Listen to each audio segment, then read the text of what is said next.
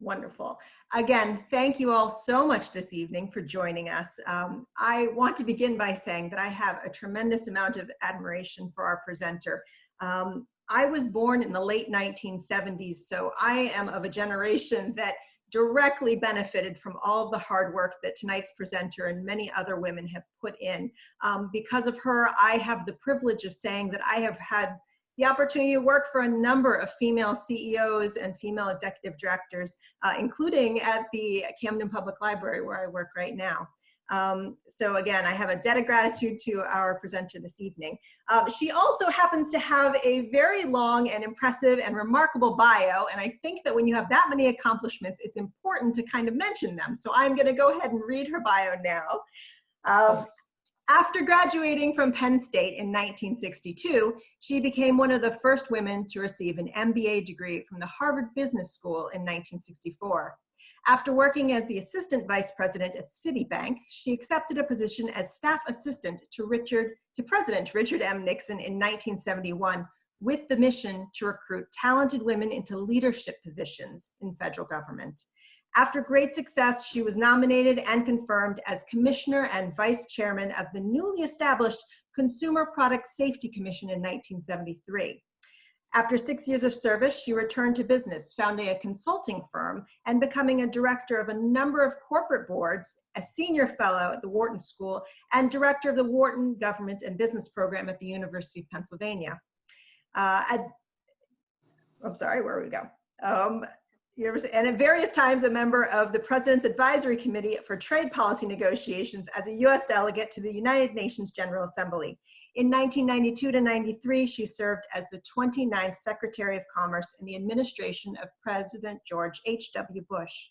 Returning to the private sector, she is now President and Chief Executive Officer of Barbara Franklin Enterprises, a private consulting firm. She is the recipient of numerous awards and honorary degrees and the Distinguished Alumni Award from Penn State. And with that, I welcome the Honorable Barbara Hackman Franklin. Thank you so much for joining us tonight. Oh my goodness, thank you, Julia, for all of that. That was more than gracious. Thank you very much. And also for your kind words. And I'm glad you feel that you have benefited from what so many of us did way back before you were even born. So I'm thrilled to be here. And particularly, I've been thinking about Maine all day because my husband and I have come to Maine every summer for years, except for this one.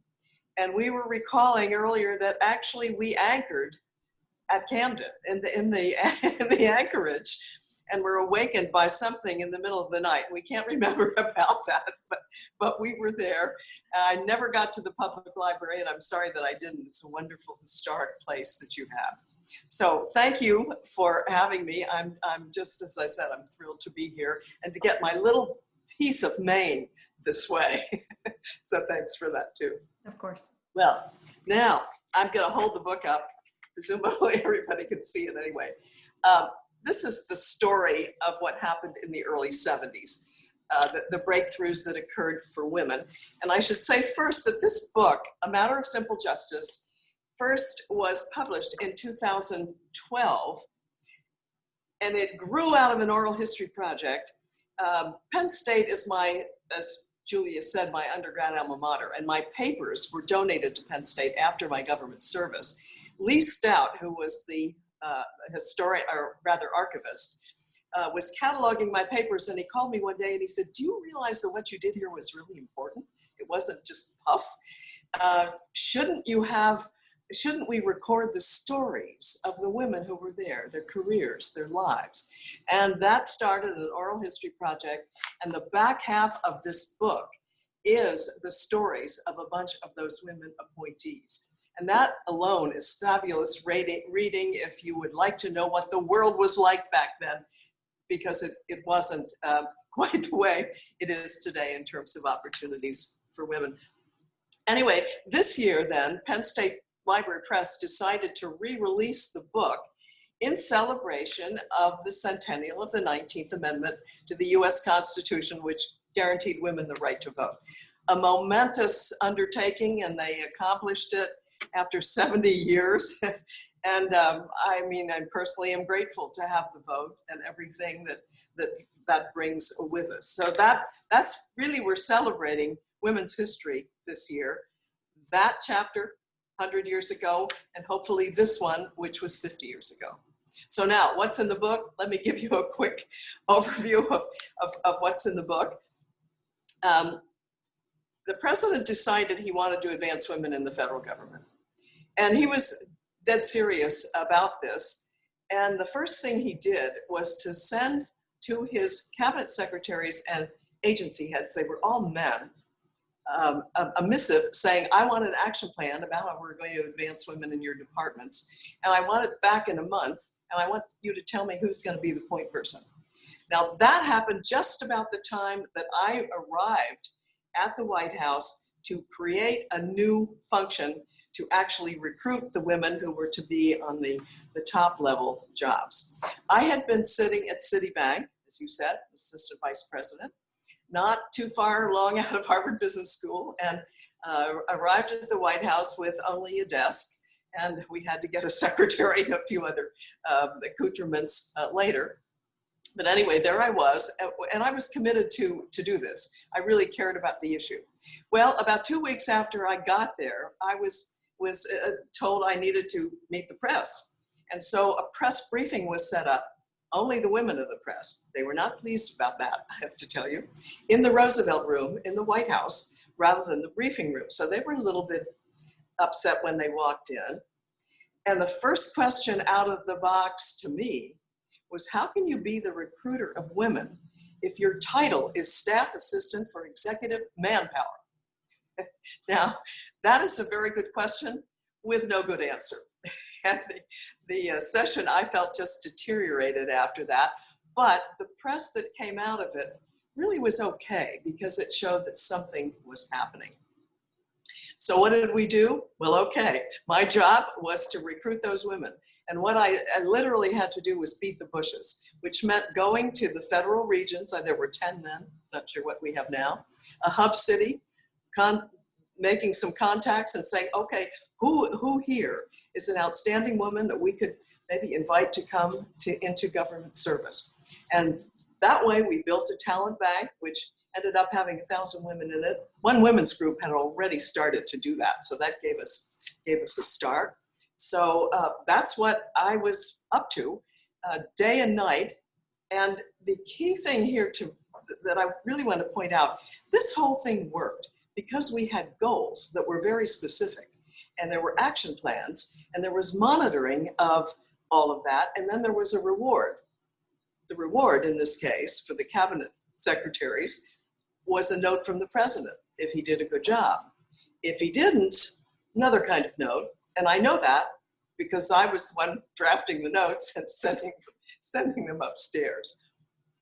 Anyway, that's what I was doing, but we had targets that were numeric for everybody. So it was a managerial effort.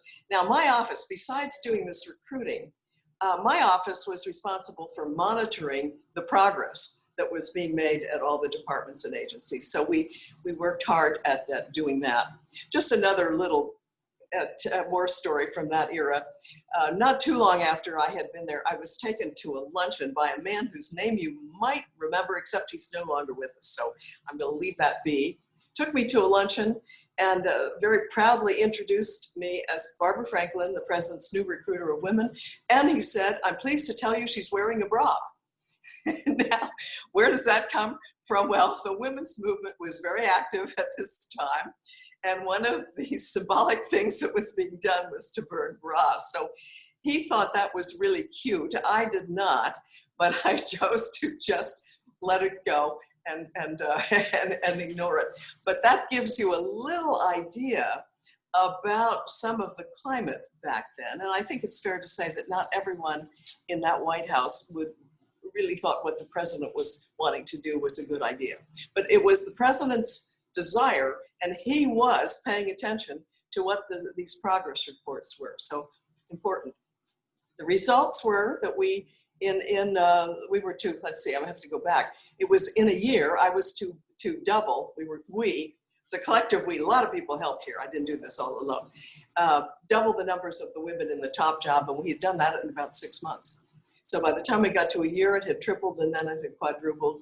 And they were really quite wonderful women. Let me give you just a flavor of who some of those women were. Not household names particularly, but there was Cynthia Holcomb Hall, a tax attorney from California, whom I recruited for the tax court of the United States. And she then went on to become a district court judge and an appellate court judge in the Ninth Circuit. There was Dixie Lee Ray, who was a PhD botanist, I believe, from the state of Washington. We recruited to the old Atomic Energy Commission, and she later went on to become the chairman and then the governor of the state of Washington. Dr. Betsy Anker Johnson, whom I recruited to Commerce, Science and Technology. She went on to have quite a career in the corporate world. Carla Hills, who became a trade rep in the Bush administration, a housing secretary for Ford, was also one that came in. I did not recruit her. Elliot Richardson did that. Marina Whitman became the first woman member of the Council of Economic Advisors in the White House. Herb Stein did that. The point is, a lot of people helped, and I had to build a lot of alliances and know who my friends were. So I would know where jobs were coming up, and I could make a point of getting some women candidates in there before the job disappeared. So the results at the senior level were good, and in the middle, GS 13 to 15 it was then, a lot of new opportunities came up. Women became FBI agents and tugboat captains and Secret Service agents and various kinds of jobs like that weren't really closed, except that no women had been in them ever. So that was also an advance. About 1,000 women were raised that way. So maybe I'm going to stop right here and say that those were the results of that effort in the first year. The reason it worked, and I'm proud to have played a role in this, and I want to emphasize, I did not do this all alone. You always need a lot of people in different places to make it happen. It worked because the man at the top, the leader, wanted it to happen, and he paid attention. Leadership counts. The second reason it worked was because it was a managerial effort that had goals, action plans, a monitoring of progress, and then a reward. And that always makes a difference. That's the way things get done.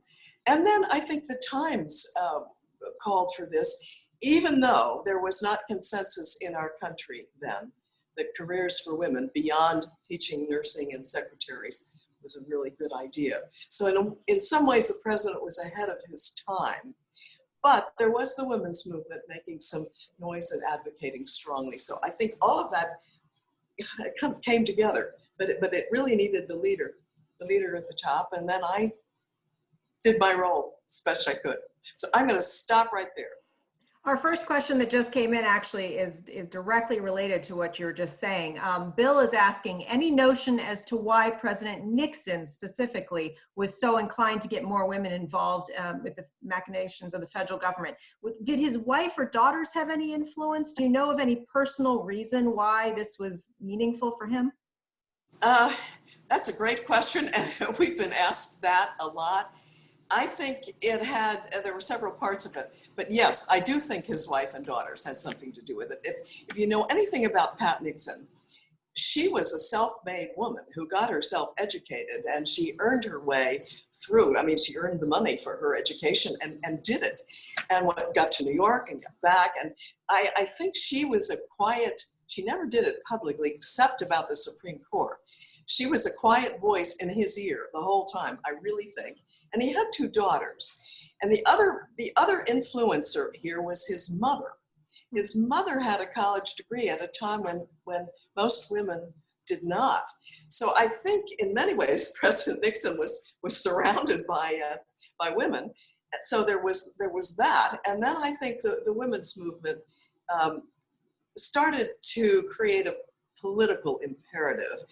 And even though some people thought it was a kind of a left-wing movement here, a lot of Republican women who were considered kind of establishment, if we can use that word, were involved too. And so I think it was all of that put together. And I don't really know why he did it, but that's my speculation. Yeah, I mean, personally for me, it was very insightful to watch. There was a mini series that was on this year, Mrs. America. Are you familiar with it at all? Yes. Yeah, I think that, I just remember in school, none of this was covered as I was growing up. And it's amazing how we have to rely on things like television and film to help inform these later generations of the activities that were going on, and just what a fight it was to get to have the accomplishments that you have during that administration. So I just want to remind everyone, we're taking questions now through the chat box. So if you have any questions for Secretary Franklin, please go ahead and type them into the chat box. We have another one that just came in. It says, how did the White House find you at Citibank? Oh, okay. Another good question. Well, I was, as Julia said, I was in the class of 1964 at Harvard Business School. And as it happened, a classmate of mine was the head of presidential personnel in the White House at that time. And he's the one who went after me, who came to me and said, we need someone to do this. And I'd like you to come and talk about it. And I have to say, at first, I was not sure. My friends all told me not to do it. They said, look, that administration is not going to do anything for women. Your career is coming along well, and you're going to get mixed up there. Well, I came to Washington, talked with a variety of folks, including Fred Malek was the individual I'm talking about here, and others. And I became convinced it was a serious effort on the part of the president. And I believed in the issue. I'd seen the roadblocks, or some of them already, in my own career. So I decided to do it. My superiors at Citibank, and I was sitting close to the top, there was a small corporate planning staff, a couple of MBAs, of which I was part, and we were plugged into Walter Wriston, who was the CEO of Citi at that time. And they said, fine, we'll give you a leave of absence and go ahead and do it for 6 months. So I signed on for 6 months. Of course, that became ridiculous once I was made a public person. So, I did that for over 2 years. Goodness, that must not have been daunting at all when they came to you with that proposal. Well, it was kind of out of nowhere, I would have to say. But I think there's another lesson here. I mean, these relationships that we build along the way. Although I have to say, I did not know Fred well at the school. That class I was in had 12 women and 650 men. And so I think the men knew who we were as the women more than we knew who they were, to be truthful. But anyway, that's how it all started. We have another comment that came in from Bill. It says, I love the irony captured by the reporters of, quote, a woman directing manpower search. Enjoyable moment, and you seem to appreciate the notion. We have another comment or question that came in. It says, what were the common traits that you looked for in the women that you recruited? Traits we were looking for in the women to recruit. People, and this would have been true in the men at that time, women of accomplishment. They didn't have to be all Republicans. You'll be maybe surprised to hear that, but that's the truth. They didn't all have. Dixie Lee Ray was not. She was, for example, she was an independent. They just had to be people of accomplishment with the right ethical standards and background. And if you're in a political role, you want people from all over the country. So that's what we did. Something else to note about that White House, it had a recruiting arm. The White House personnel had two parts then. I don't think that's happened since. One arm was the recruiting piece, so there are several people in there, and then there was the placement part of it. And the recruiters would find the candidates, and then the placement people were charged with placing them in jobs around the departments and agencies. The recruiting was very serious. We were really after the best and the brightest. And some really marvelous people were recruited, women and men, during that period, who went on to do a variety of other things. It was a good chapter. It really was. I wish more of that happened today. So yes, I was interested in the fact that not only did it was 100 women in executive positions in government, and you also created a talent bank of more than 1,000 names to be drawn on. How do your efforts to change civil service rules to open thousands more federal jobs to women and expanded enforcement of anti-discrimination laws to include gender discrimination impact today's workplace? Well, there was a lot of change of antiquated rules during that time. There was something called the old Civil Service Commission. That it's now Office of Personnel Management. It's not quite the same anyway as it was. It was, I think, had 3 members, commissioners, a chairman and a couple of others. And there was a woman brought in by the name of Jane Baker Spain, who was a presidential appointee in the 70s. And she was to watch over the women in the civil service and to ferret out whatever kinds of rules needed to be changed. And there were a bunch of those things that were changed. One of them I know at the State Department, where they had this rule about, I think women couldn't be married or couldn't be married to another State Department person or something. I've forgotten exactly. That was changed during that time. There were a bunch of things like that that were changed and that stuck. And that's, I have to emphasize something else. I think the beauty of what happened back then is that most of these women that were recruited were in jobs women had never held before. They were the breakthroughs. And once those barriers came down, they've not come back up. Same thing with all the rules that were changed. Back then, that was the first time we had generals and admirals who were women. Again, and now we have many, but it was cracking the barriers and making the first ones. And the women we recruited were all successful. They really were. And that makes a difference too. It sounds like there was a lot of success, and I appreciate that you said that a lot of what was changed stuck. And on that note, I'm going to go to Bill's question here. It says, what were some of the disappointments with the work, and what were some of the accomplishments in your time there? Because it must not have all been, you know, well, smooth sailing. No, that's true. The accomplishments were the results. I mean, that was it right there. Did I win every battle? No. Did I get women into every job I wanted to? But at least we were trying. And what I was able to do, if I saw something coming, a good job coming, I would go up the line and say, okay, give me a shot at this. Let me put some women candidates on the table here. And if you don't like them or they don't fit or whatever, okay, but give me a first crack at it before the job goes somewhere else. Because there were always a lineup of men for every job. So if I could kind of get in ahead of the curve a little bit, it really helped. Now I have to say there were some people who didn't like that I was doing that, if they knew I was even doing it. But it was part of where I was going. I wanted the results. But anyway, I don't even want to go into disappointments. I mean, I think we let the record stand. And I think that today there's still a lot more work to do. In leadership for women. To me, the next bounce, we got the vote.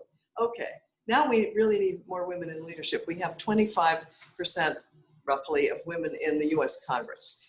The state houses, not state houses, but state senates and houses all around the country have about 30% of women in those jobs. Well, okay, why don't we aim higher?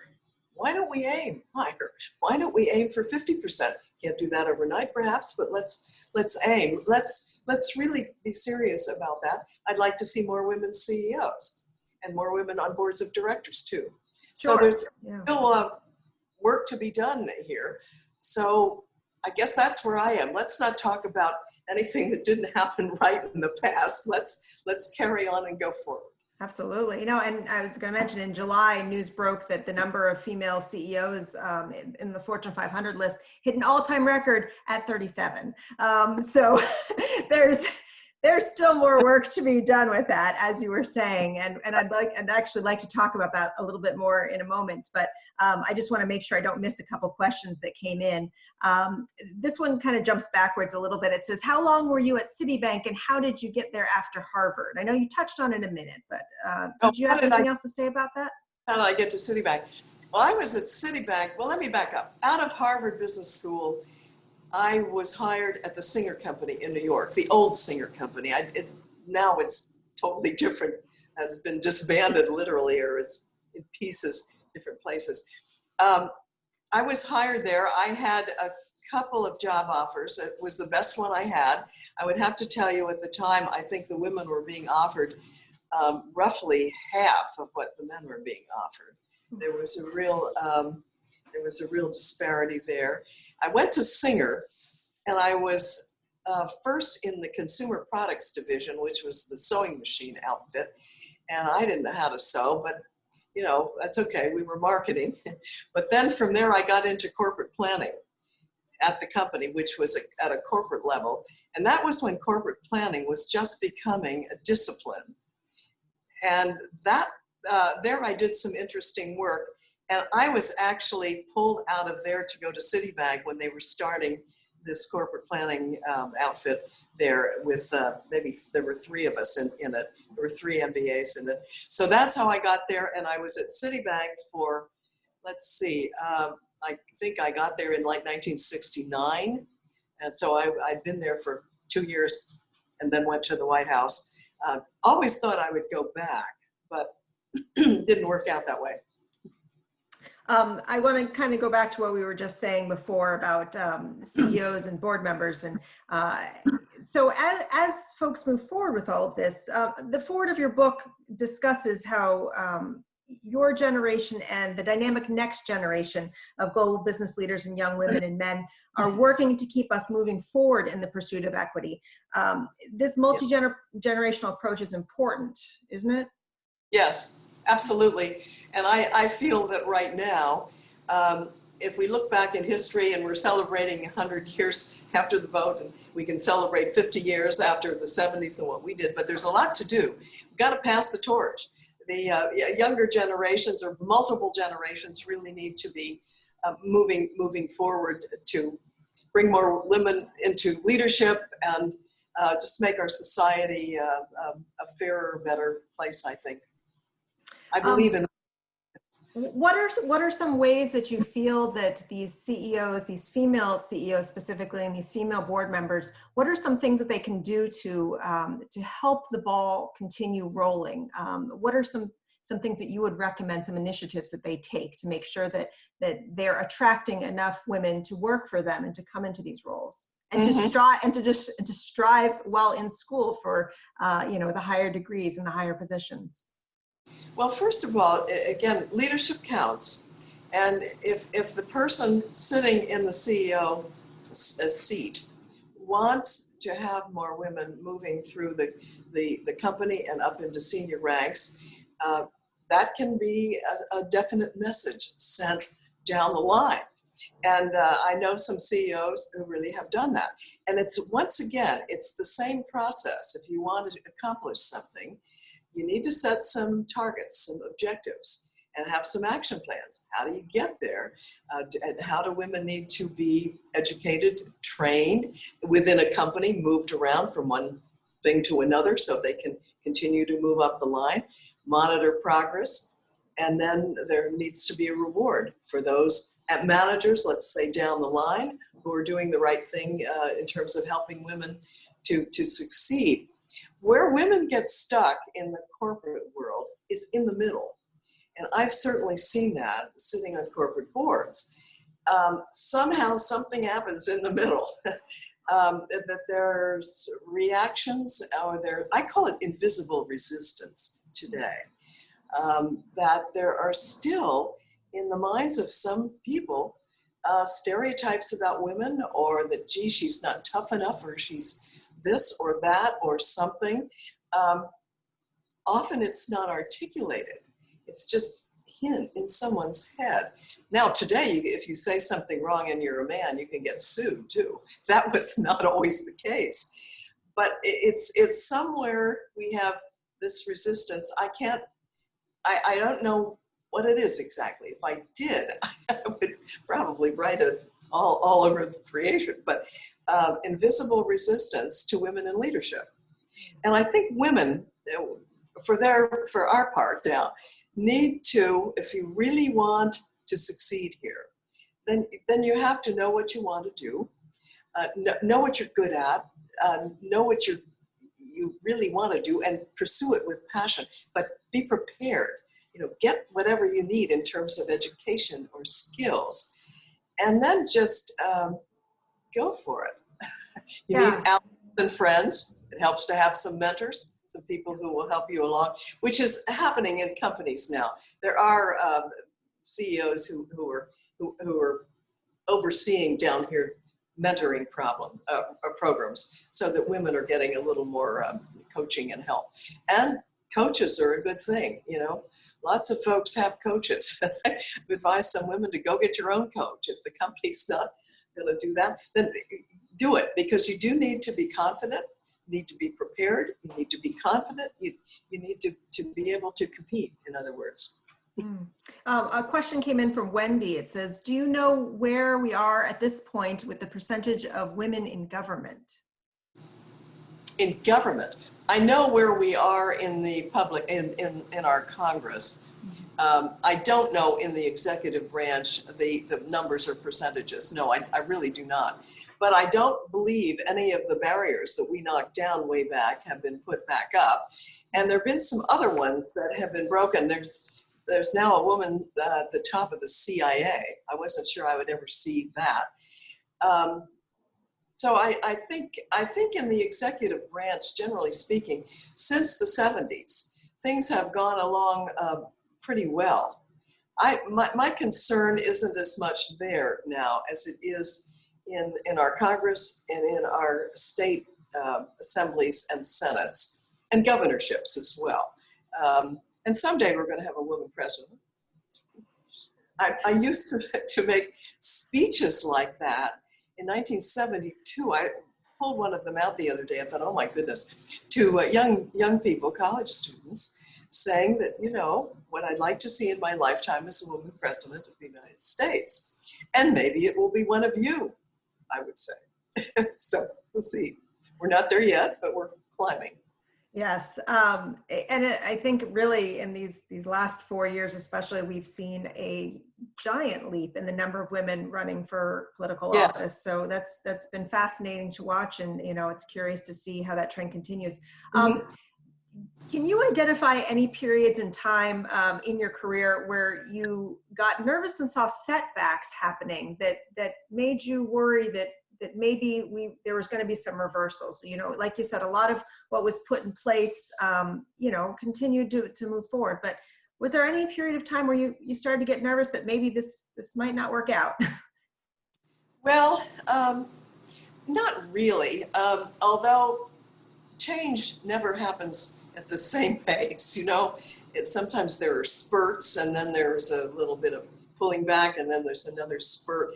So certainly have seen that over the past 50 plus years.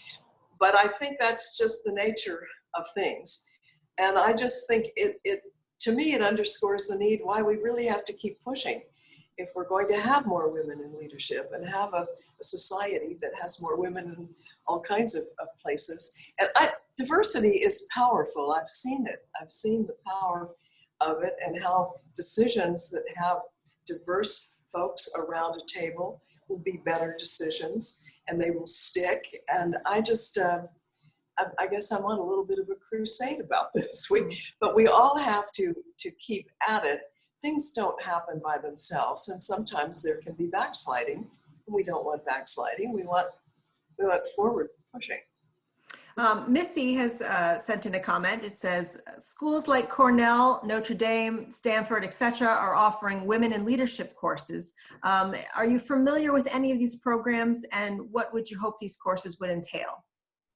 Well, I'm not familiar with them, but I'm delighted. I think it's a question of dissecting what, what is a leader? What are the characteristics of a leader? Now, one of the things I really believe women need to do more of, young women, is think of themselves. Think of yourself, if you're a young woman, as a leader.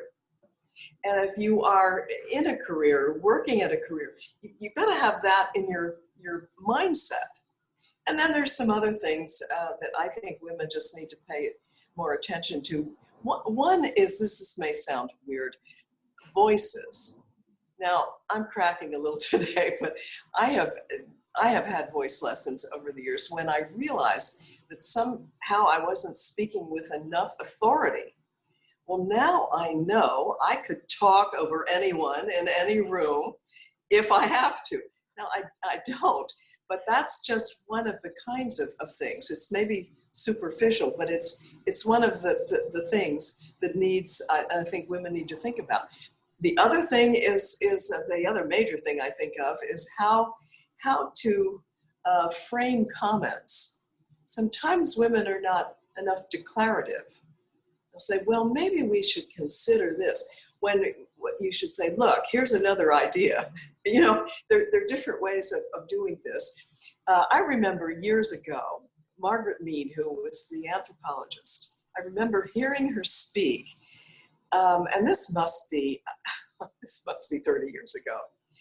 And she was saying then, she thinks women are going to have trouble with leadership style, because there wasn't consensus about how a woman leader is supposed to look, act, perform, lead. And I think there's still no consensus, but there's more now than there was, because as we have more women in these roles, it doesn't matter quite so much. I would hope some of these leadership courses can get into some of this rather naughty kinds of stuff about how women should lead. And you need to lead from your authentic self. You need to be who you are.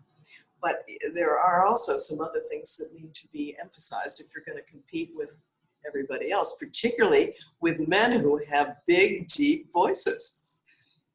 I've lived with that for a long time. Anyway, I'm delighted to hear there are courses like this. Another thing I am delighted to know, and I know Harvard Business School has more of this now, more entrepreneurship courses. And there was not an emphasis on our entrepreneurship when I was in school. But I think now there is, and a lot of women have made successes out of entrepreneurial activities. And that's great. Sometimes that helps a lifestyle and a home, family, and career balance better. There are 12 million, I think, women-owned businesses in this country. And so I think that's another avenue for women to pursue. Absolutely. Yes. No, the entrepreneurial angle is so important. And the more and more that we can get, young girls starting out very early in school to feel confident to pursue these different areas of study that they aren't used to pursue, or that historically have not pursued, and to give them, again, that confidence to strike out and to try and to dare to do these entrepreneurial endeavors, I think the better off we'll be. I have a cheeky question that came in, so you can decide how you'd like to answer this. This says, did you meet with President Nixon directly, and how did you find him?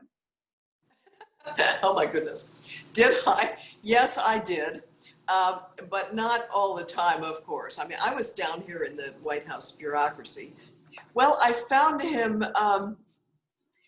always very prepared and very pleasant, a bit formal, but I mean, that was the time, and that's who he was. And I would take often groups of women in to meet with him, and he would be very gracious, again, very prepared, and the women always were very appreciative. The one I remember most was after he came back from China, and I took a group of women in there, and his assistant, valet, I'm using the wrong title, Steve Bull, had these squares of silk that the president had brought back from China over his arm. And things were a little, that one was a little hard to get started. And Steve, in a sort of a stage whisper, said, "I feel like a Chinese waiter." And the president laughed, and the women laughed, and then it just took off from there, and he had a conversation. He was a very intellectual person, I think. I think we have to appreciate how intellectual a man he was. No, Something. Yeah, it's nice to have, it's nice to hear these behind the scenes tales and stories and perspectives, because I think that, you know, history and the media and all of it has such a way of formulating an idea of who a person was for all of us with it. And, you know, and it's nice to hear authentic stories of how people truly were with your experiences with them. Before we wrap up, I do want to invite, if anyone else has any questions, any last questions for our speaker this evening, please go ahead and type them into the chat box right now. That'd be wonderful. And while we wait to see if anyone else has anything to say, I'd like you to just talk a little bit about the work that you're doing now. What are you doing today?